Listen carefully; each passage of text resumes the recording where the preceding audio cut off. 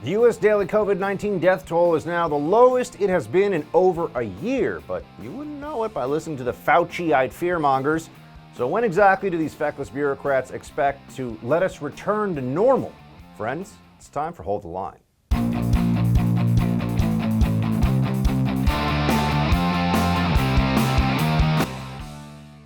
Welcome to Hold the Line. I'm Buck Sexton. So the overall numbers are actually really good.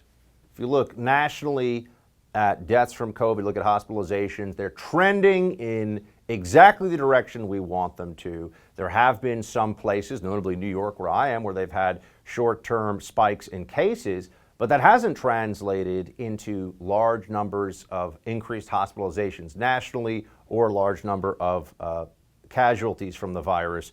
In fact, we're at the lowest point we've been for daily deaths since last June. So things are certainly moving in the direction we want them to.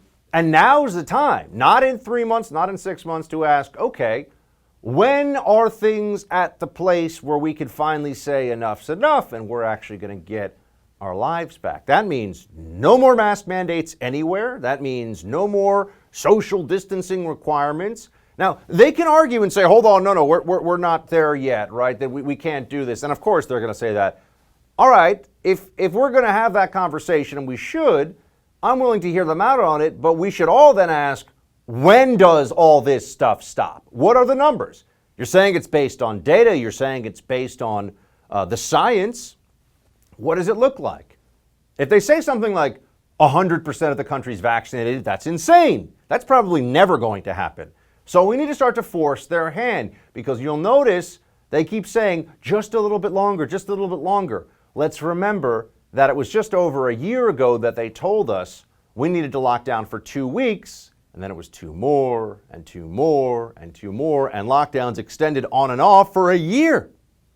So we can't take them at their word when they say, just be patient, leave it to us, especially given all the absurd and catastrophically bad decisions they've made at various critical points in the pandemic. Here is the White House Press Secretary Jen Psaki on just be a little more patient with us. There are Americans across the country who are doing exactly what the president is telling them not to do. Mm-hmm. Is the message, are Americans not hearing this, or are they hearing it and ignoring it? I think the president recognizes that this has been a long and difficult journey for the American public. The country has been shut down in one form or another for more than a year now, and people have missed birthday parties, weddings, baseball games, going out to restaurants. It is difficult, it is hard, and what he's asking people to do is to sacrifice a little bit longer. How much longer? Until when? Oh, until they say so? You really want to sign on for that tyranny? You really want to wait until Fauci says the coast is clear? These are people that have told you things in the past like mask up between bites at a restaurant, because that's really going to save you from COVID, or anyone else for that matter. These are people who have lost credibility many times over, and it's just when we tell you it's safe to go out, then you can do it. Well, the problem they're going to have is that there are some states where people, notably Texas and Florida, are already saying, all right, enough of your insanity. We're just going to live our lives like normal people and see what happens. They've been doing that in Texas for over a month now, and guess what? It's working out just fine. Cases going down, vaccinations going up, the state's open for business. So places like New York and California that are still clinging to this Fauciism, I mean, are they rooting for a comeback? What is wrong with them? At what point are they actually willing to say that we can't do this to ourselves as a society anymore? When are they willing to admit that we've crossed that threshold? Well, you could also just wait for Dr. Fauci to come up with all the answers. This guy's, he's such a brilliant man, the Fauci. Here he is when asked, why is Texas doing just fine? Play it. It can be confusing because you may see a lag and a delay, because often you have to wait a few weeks before you see the effect of what you're doing right now. There are a lot of things that go into that. I mean, when you say that they've had a lot of activity on the outside, like ball games, I'm not really quite sure. It could be they're doing things outdoors. It's very difficult to just one-on-one compare that. You just have to see in the long range. I hope they continue to tick down. If they do, that would be great. But there's always the concern when you pull back on methods, particularly things like indoor dining and bars that are crowded, you can see a delay and then all of a sudden tick right back up. There's always the concern, Fauci says. Okay. You know that New York City, for example, did a pretty in-depth analysis and found that they thought about 1% of COVID cases were coming from indoor dining. About 1%. So if restaurants have all reopened in Texas, guess what? You wouldn't be able to really tell anyway based on the New York analysis. So why did we close them in the first place? Because of the possibility of maybe reducing cases 1% for a limited period of time? That doesn't mean that means that there are less people in the aggregate over the course of a year that are getting infected. It just means they may be getting infected in a different place at a different time. But Fauci's never going to admit that he just doesn't know, doesn't have an answer. Because let's remember the standard that they were holding Texas to. It was what they're doing is dumb, anti-science, and reckless. Now we're not 2 weeks, 4 weeks into this. And guess what? Texas is, not only is it doing well, it's actually doing better than places like New York and California and Illinois and Michigan that still have much more restrictive policies in place.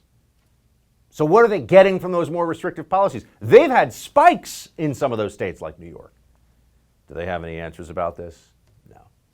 The good news, though, is that really this is all tied in to politics for the lockdowners. And that's been terrible for the country and certainly was terrible all throughout 2020. But in this one case, that actually may be helpful.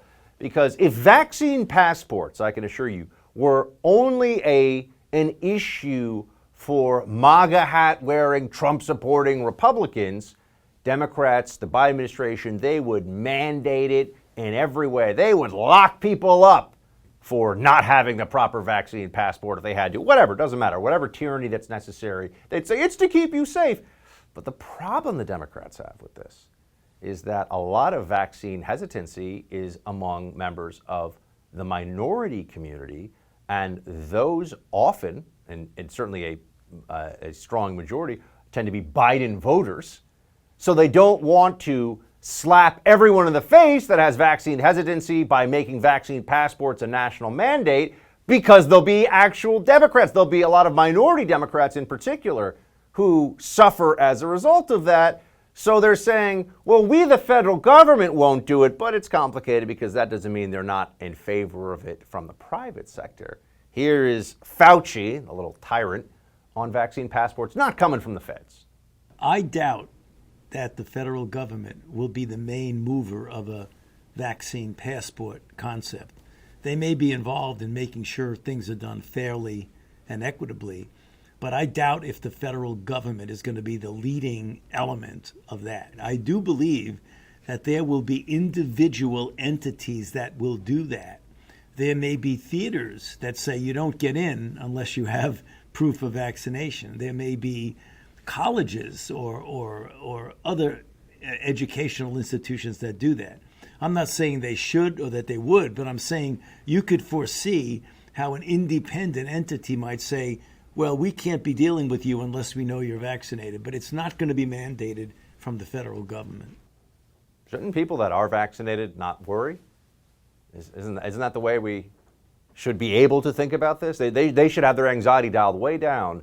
But no, Fauci is saying, yeah, there's going to be some, I don't know, maybe there'll be some private businesses that insist you have a vaccine passport. A year ago, this was considered a crazy idea. We'd never get to that point because we value our freedom and individual dignity, and not so much, not with the politicization of this that's gone on.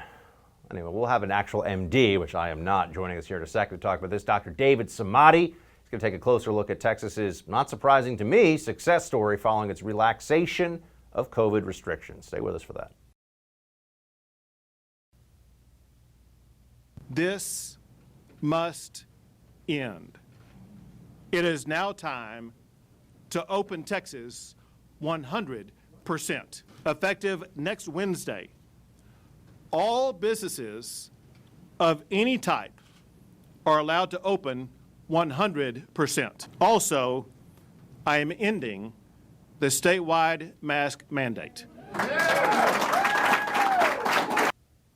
It's been 27 days since the great state of Texas returned to freedom and some sense of normalcy. They've reopened 100% of their businesses and ended a controversial statewide mask mandate. Must be nice.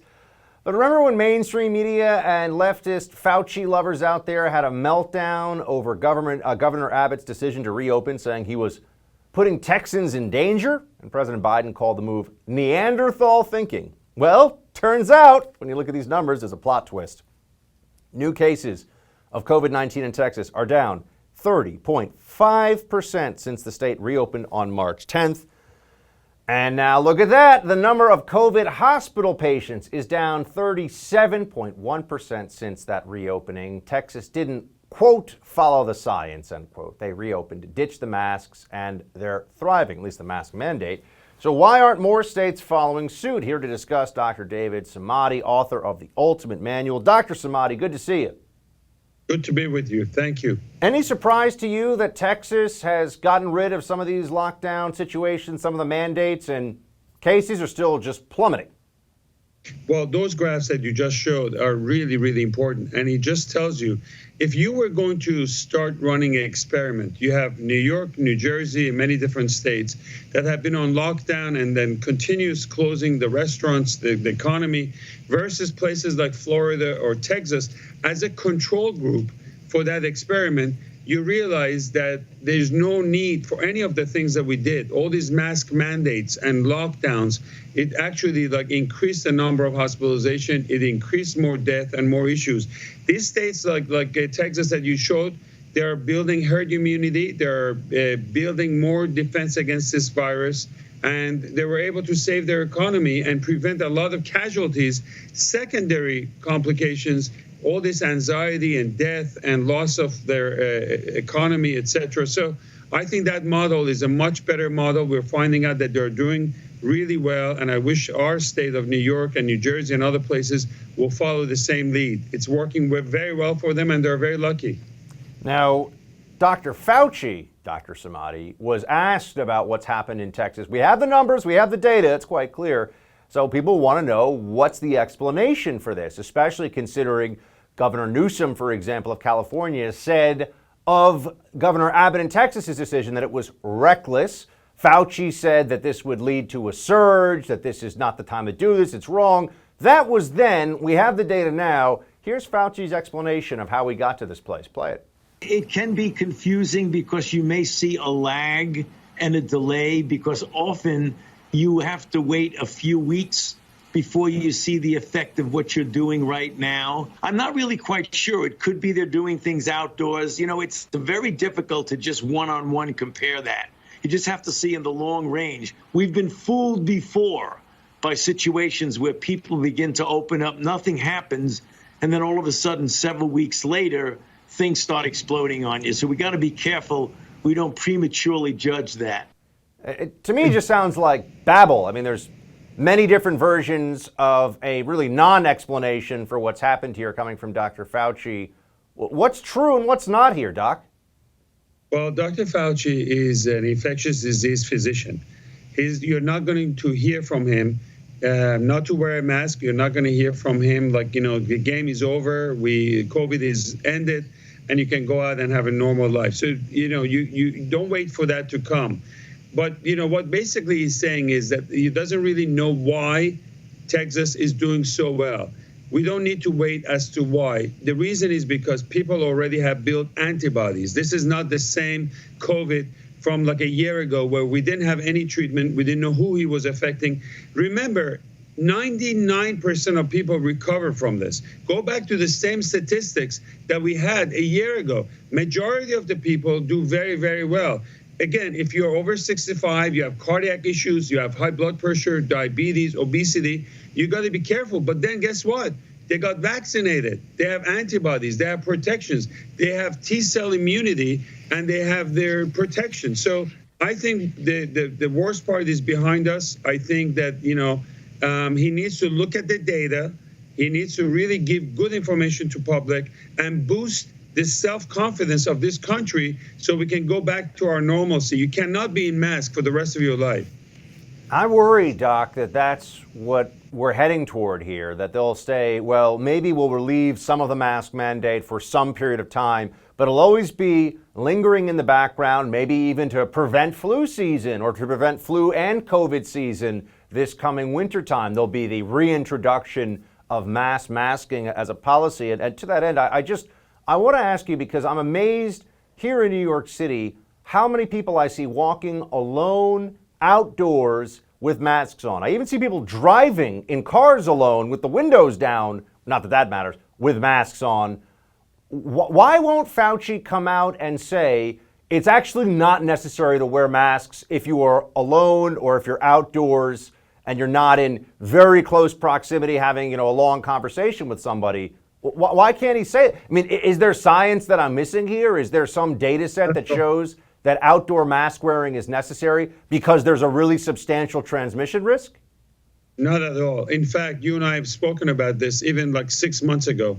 We talked about the fact that if you're in the beach all by yourself or there's nobody near you, you don't really need to wear this mask because it doesn't have any effect. It doesn't really help you.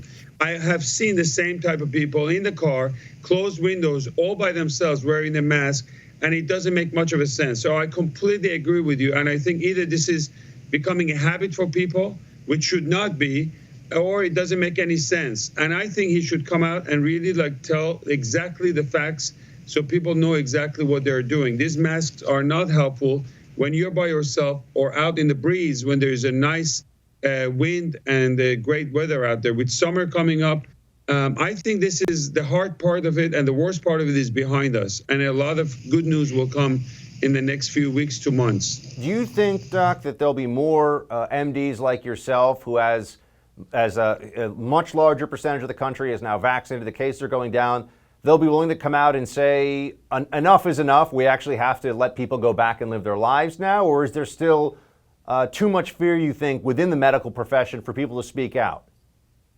No, I think of course, there's always a concern where they work and how the administration is going to react to what they say.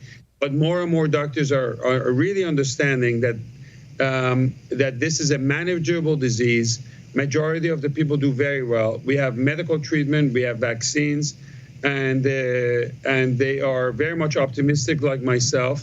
But, unfortunately, they have their own personal opinion and everybody has their own political views.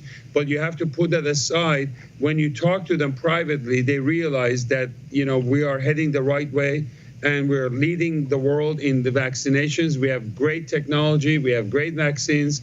And also, again, a lot of people have gotten this, like yourself, who have antibodies and they're immune from this.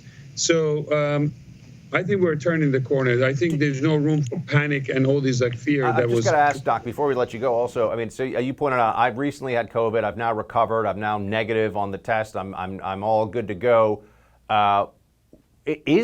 Does science tell us that people who have natural antibodies and T-cell immunity really need to get vaccinated? It seems like all the old rules are being changed here. What should we know? I think based on all the conversations I've had in some infectious disease, they basically say that if you have antibodies, you don't need to get a vaccine. But I understand that Dr. Fauci is recommending this vaccine to even people like yourself. I think that remains to be seen. If you already have gotten it, in theory, you should have antibodies. You can help other people. You're protected. So the vaccine is not going to really help so much. This idea about the antibodies being washed away or 3 months from now, you're not going to have any more protection, et cetera, I'm not sure how scientific it is and how accurate that science is. You should check your antibody 3 months. Let's do another segment and find out exactly where you are. I promise you probably will have your antibodies even then. You can also check the level of your antibodies and see how strong it is and monitor that for yourself. And as long as you have that protection, in theory, you are good and you don't need a vaccine. All right, Dr. Samadi, good to see you. We'll try to follow up on that. We'll actually see where we are. Thanks so much for joining. Please let us know. Thank you so much. Major League Baseball has announced a new state to host its All-Star game after pulling out of Georgia, and the irony of their choice is off the charts. We got the details for you in tonight's Buck Brief.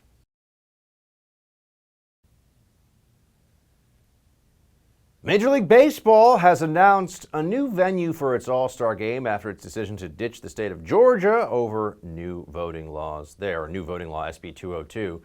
The annual event will now be held at Coors Field in Denver, Colorado. So you think Colorado has got to have much less restrictive voting laws than Georgia, right? Nope. Ironically, the state Major League Baseball chose to teach Georgia a lesson about voting restrictions, has rules that are just as restrictive as Georgia's, if not more so. That's right, you can't make this stuff up, but we got more on it for you. The details in the Buck Brief.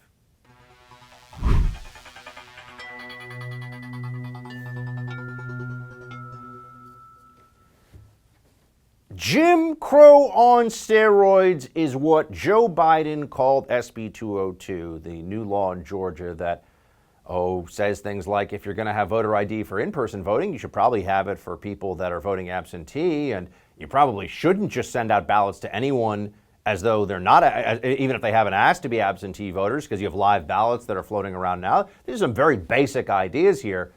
Joe Biden, the President of the United States, said that it was Jim Crow on steroids.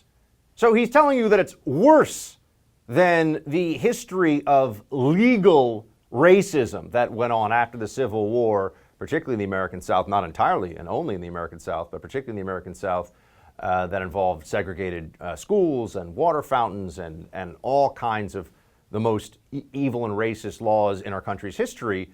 This law in Georgia, Joe Biden says, is worse than that. So if you want to know what a dishonest moron Joe Biden is, he's already proven that to you beyond any reasonable doubt.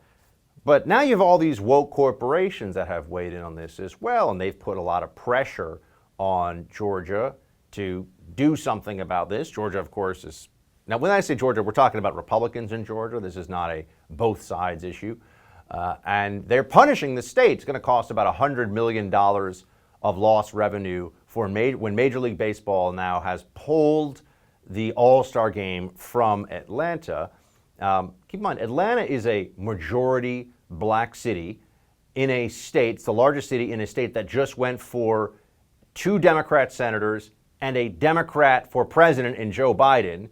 So they're punishing the state of Georgia, and really they're trying to do this to show Republicans something, by punishing Atlanta and a state that just went for Democrat, moving it to Colorado. And as some people are pointing out now, that's interesting, because if what they're doing in Georgia is Jim Crow on steroids, what is the existing voting regime in Colorado like? Turns out it's a little bit more restrictive, or perhaps you could argue right on par with Georgia. So what exactly is the benefit here? Colorado has all voters who vote at the polls must provide identification. If you're voting by mail for the first time, you may also need to provide a photocopy of your identification when you return your mail-in ballot. So they have not just voter ID for voting in person, but also for first-time absentee voters providing a copy of your identification with the ballot, which is the kind of regulation, the kind of security measure, integrity measure for voting that now you have in the state of Georgia. So why is it evil in Georgia, but it's okay in Colorado? Major League Baseball obviously hasn't really thought this one through, but don't you see, it's about taking action. This is Saul Alinsky style mobilization of the masses without any real concern for truth, honesty, decency, or what's really going on. It's about getting people to feel like they're a part of something so that they're moving for what your side tells them to move for. Right? You mobilize, and then you have a mobilized group. Now they have a lot of virtue signaling they can engage in. Look at us. We pulled a baseball game. See, we got a victory here. We got the Major League Baseball game pulled from Georgia. Doesn't matter that it's just going to another state that has the same laws. And it doesn't matter how stupid this whole thing is, because there's nothing wrong with the laws in the state of Georgia. They're not unconstitutional. They are not racist. They're just making some very understandable, reasonable changes to existing laws in the state of Georgia, which is what states are supposed to be able to do. They're supposed to be able to make determinations about what kind of laws they want to have in an election, how they want their elections to function. But Democrats hate this idea. They hate it so much. And also, the one law that got so much attention, or the change, I should say, within the law in Georgia, was they're not even going to bring water to people in line. That's what we were told. Not even going to bring water to people in line. It's not really true. We already dealt with that yesterday. Turns out you can bring water and food to people. It just has to be 150 feet, which is not that far. You know, I don't think anyone's going to die of starvation or thirst because they couldn't walk 100 feet in Georgia, the state, obviously, not the country, okay? Things are going to be just fine here. That they can't walk 100 feet to get the food and the water, so something terrible is going to happen, or it's so, well, this is discriminatory in some way. Turns out they actually can get self-serve water under this law. Why are we even talking about this? Well, because Chuck Schumer and Joe Biden and the mainstream media, they made a huge deal of this. Colorado's water law, it turns out campaign workers are allowed outside of polling places to offer water, snacks, and other items to voters who are waiting to vote. These comfort teams, however, may not campaign or wear any apparel or accessories bearing the name or image of a candidate, political party, or ballot measure if they operate within 100 feet of the polling place. So yes, campaign workers can just hand out food and drink to people if they want to. They can't electioneer. That's the whole reason for the Georgia law too. And they're saying that campaign workers can give people water. I have to check and see if food's allowed to, but they can give people water. And they can set up 150 feet from the polling place, which is not that far, and give whatever food and water they want. They just don't want people being harassed in line to vote for one candidate or another with inducements in hand. You know, here's a cookie, vote for my guy. Here's a cupcake, vote for my girl. Whatever it may be. And that's, remember, Joe Biden, Jim Crow on steroids. Joe Biden is a deceitful moron. Senator Tim Scott pointed this out too. Georgia, voter ID, 17 days of early voting. Colorado, voter ID, and 15 days of early voting. So you get more early voting in Georgia. Atlanta's 51% black, Denver's 9.2% black. The MLB is moving the Major League Baseball All-Star Game out of Atlanta, which has more day of voting rights than Colorado. The wokes are at it again. Yeah, they don't care that they lied about this. They don't care that they were wrong and this is stupid. And even the president himself, Joe Biden, is standing right behind this, as Jen Psaki explains. Is there a sense of regret that perhaps he tipped the scale with his rhetoric, even if he doesn't have a direct cause and effect? Well, he was answering a direct question during an interview with ESPN about the opening day baseball, something not everybody, most people in the country appreciate and enjoy. And he was simply conveying that he would support that decision if that decision was made by Major League Baseball, just like he would support decisions made by private sector companies. Stands behind it, stands behind the reckless demagoguery he used here to get the Democrat base all fired up. So they moved from one state to another. The state they moved to for Major League Baseball, more restrictive. Oh, gee. At least 2 governors have now taken action to prevent the implementation of COVID vaccine passports in their states, but many on the left continue to argue that they're necessary for a return to normalcy. Illinois congressional candidate Catalina Lauf is going to give us her take when she comes back. Government should not require any Texan to show proof of vaccination and reveal private health information just to go about their daily lives. That is why I issued an executive order that prohibits government-mandated vaccine passports in Texas. We will continue to vaccinate more Texans and protect public health, and we will do so without treading on Texans' personal freedoms. Texas Governor Greg Abbott following in the footsteps of Florida Governor Ron DeSantis in taking aim at COVID-19 vaccine passports. Many Republicans have condemned this idea as transgressing on individual rights, but some argue that mandating these passports could speed up the reopening of international travel, among other things. Is this just another move by the government to gain control? What's really going on here? Here to weigh in, Illinois congressional candidate Catalina Lauf. Catalina, good to see you again. Good to see you too, Buck. Thanks Let's for having me. start with vaccine passports, because look, I want normalcy, but I also want freedom. Without weighing in here, because you're the guest, you're supposed to tell us what you think. What's your take on the vaccine passport debate? We've got states now that are saying even private companies aren't allowed to have vaccine passports.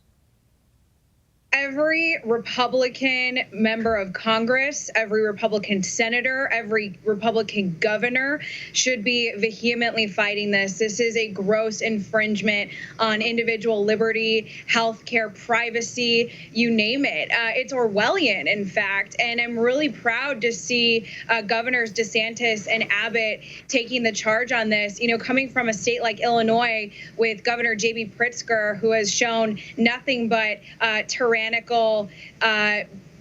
characteristics when it comes to COVID-19.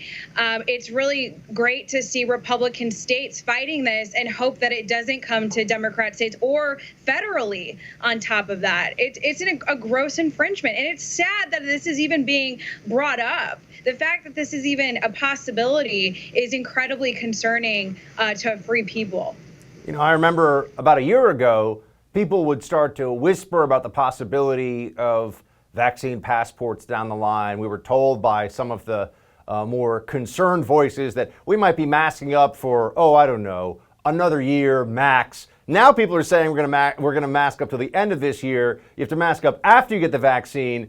And vaccine passports are already being implemented in places like New York. So how do you think this is going to play out? I mean, are we just going to have states that continue on with the Fauci-ite consensus and others that are free, or is the federal government going to weigh in? What do you see happening? You know, I think ultimately this is an incredibly uniting point from an electorate perspective. I mean, Americans from all walks of life, when it starts really impacting personal lives and the way that COVID did, when you look at lockdowns, how it affected small business owners, it didn't matter. It wasn't about politics. And ultimately, I think this is a uniting factor that Americans that want to keep their liberty, no matter what side of the aisle they're on, are ultimately going to push back on this. And you're already seeing kind of that type of verbiage coming out from the administration, the Biden administration, that at first was floating this idea. Now they're not sure. And finally, you have, the governors DeSantis and Abbott taking stand. So I think ultimately the Democrats are completely overplaying their hand on this. This is a gross infringement, and I don't think it'll play well on them at all, considering they were even floating this idea. Americans should all be very concerned with something like this, and I think they're going to push back entirely. And I think we'll see that in elections to come, not only in 2022, but in 2024. Look, if you're a Republican member of Congress or a senator not talking against this, you're going to be in a really big problem, have some troubles coming up in a campaign. You see some Republicans not talking against this. My opponent, Adam Kinzinger, has not denounced this. He actually said it's not communist to impose something like this. So they're going to have a real price to pay when it comes to the messaging on this and how it's infiltrating on individual liberties. Catalina, I want to transition to another major national topic right now. It has been for months, the ongoing crisis at the border. Jen Psaki spoke about some limited border wall construction funding. I want to play that clip for our audience. When the administration took office, as you referenced, funds had been diverted from congressionally appropriated military construction projects and other appropriated purposes toward building the wall. And wall construction was being challenged in multiple lawsuits, for much of the wall, I should say, not all of it, by plaintiffs who allege serious environmental and safety issues. Under those circumstances, federal agencies are continuing to review wall contracts and develop a plan to submit to the president soon. It is paused. There is some limited construction that has been funded and allocated for, but it is otherwise paused. Looks like a little bit of wall construction still is going on, according to the White House here. Maybe the Biden administration should rethink their whole approach. But Catalina, I'm not going to hold my breath on that. Are they silently admitting that the wall was a good idea? I mean, considering what's happening there, it's absolutely tragic and at the expense of, innocent kids.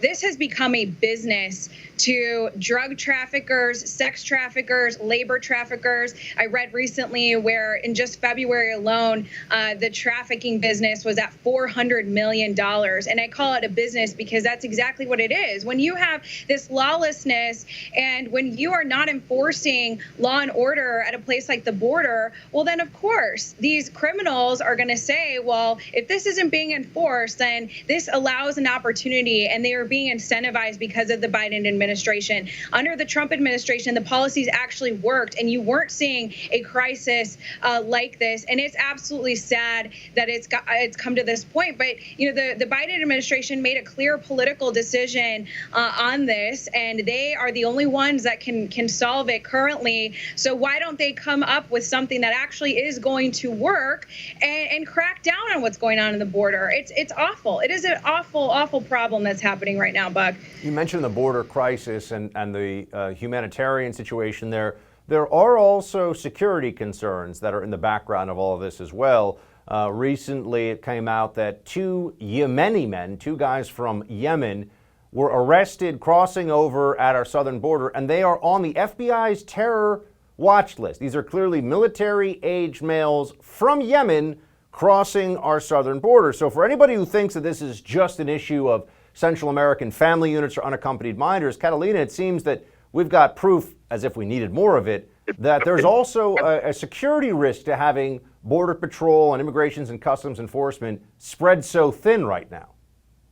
You're absolutely right. And you know what? This has been going on for years prior to actually the crackdown at the border that we saw in the Trump administration. I've had the opportunity to go into prisons to see ICE detainees. And what I was told by these particular agents is that a lot of the people, the ICE detainees, aren't even from Central America. They're from the Middle East. Some have terrorist ties. And to just sit there and say that you're right, that this is just a humanitarian crisis, there is a clear impact when it comes to the safety of Americans. And those things are not talked about. You only hear the messaging of the Central American and the Mexican and Guatemalan and Honduran immigrants. But you're right. And we need to show the facts, and we need to show that there is a clear issue happening down there, ultimately at the expense of the safety of Americans. And it's happening in every single, you look at any county jail in any state, you ask where the ICE detainees are coming from, and you'd be shocked at where they're coming from, the countries and the ties that they have. Catalina, good to see you. Thanks so much for joining. Thanks so much for having me. A young woman has a meltdown over the lack of social distancing in an elevator. We're going to have video for you in Quick Hits up next.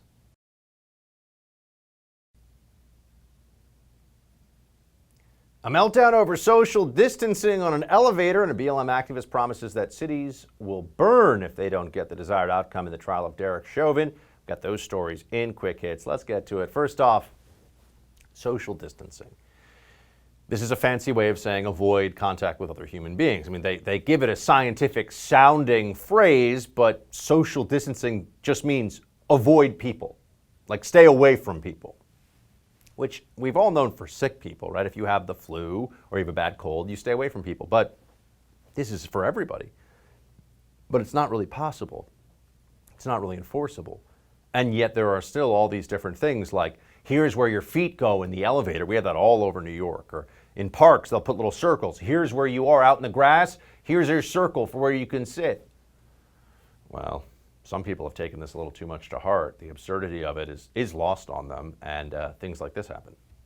My girl here wants me to come out of the elevator so she can come out of the elevator. Because it's a small space, we're supposed to maintain social distancing. I don't understand why you can't just politely step out to allow me out of the elevator when I ask you nicely. You want to stand in the elevator with me and catch it? Like, you're not making sense, and you might as well get off at your floor. I'm trying to get off at my floor. I can't come close to you. You are a delivery person incorrectly wearing the mask inside of a big building. Is this incorrectly worn, guys? Is this incorrectly worn? It wasn't like that the whole time. Oh, this is what happens when you watch too much CNN. I can't go near you. There's about a 1 in a million chance that the 2 seconds in which I pass you, I'll get the... Oh my gosh, people have lost their minds. But this is what happens, just the drip, drip, drip of unnecessary anxiety from the panic porn brigades around COVID-19 every day, every day. I got COVID. I did all the things they told you to do. Mask up, social distance, got COVID anyway. You don't know how, I don't know how I got it. You don't know how you get it. It just happens. But they act like, if only you wear your mask correctly, you'll be fine. Sure you will. On to a more serious, well, that's serious too, actually, in its own way, but here's something that's kind of scary. A prominent BLM activist has let it be known what expectations are if the trial of Derek Chauvin up in Minneapolis does not go as demanded. If George Floyd's murderer is not sentenced, just know that all hell is going to break loose. Don't be surprised when buildings are on fire. Just saying. I mean, I don't think we'll be surprised, but that's shameful, right? That's disgusting. You don't burn down innocent people's homes or businesses because of a trial that actually doesn't have anything to do with any individuals who aren't in the trial in terms of criminal culpability, right? You don't burn down someone's house because a trial that they have no part in didn't go the way you want to, but you know, the activist class thinks that they can do whatever they want. The rules, the laws don't apply. Fortunately, Governor Ron DeSantis is out there slapping down the liars in the media. This 60-minute saga is just getting better with every passing day. Here's DeSantis just saying, oh no, we're not done here yet. They cut out everything that showed that their narrative was a piece of horse manure. And it shows you how dishonest, these are smear merchants. That's why nobody trusts corporate media. They are a disaster in what they're doing. They knew what they were doing was a lie. I know corporate media thinks that they can just run over people. You ain't running over this governor. I'm punching back. Punching back. Republicans need to learn to do that all across the country. You can fight back or you can lose. That's the actual political and just general culture that we're in. You can either push back on people that are wronging you or that have the wrong ideas, or else live with the consequences. That's it for tonight's Hold the Line. The No Spin News with Bill O'Reilly is next. Shields high.